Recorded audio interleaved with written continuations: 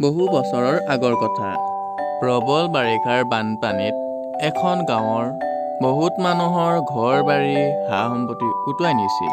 সেই বস্তুবোৰৰ লগতে নদীৰ পানীত দুটা কলহো উটি গৈ আছিল। তাৰে এটা কলহ তামৰ, আনটো মাটিৰ আছিল। কিছু দূৰলৈকে দুইটা কলহ ওচৰা-ওচৰিকৈ গৈ আছিল।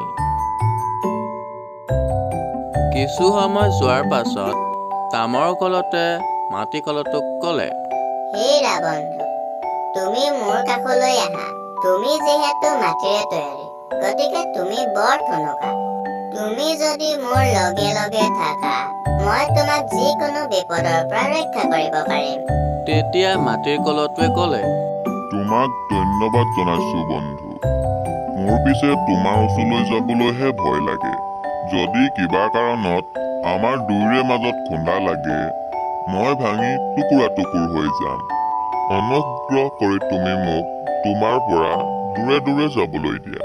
সেই বুলি কৈ মাটিৰ কলহে তামৰ কলহৰ পৰা আঁতৰি অকলে উটি গৈ থাকিল।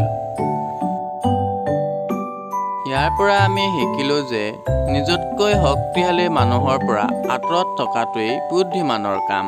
ভিডিঅ'টো যদি চাই ভাল পায়, প্লিজ ছাবস্ক্ৰাইব কৰি দিব।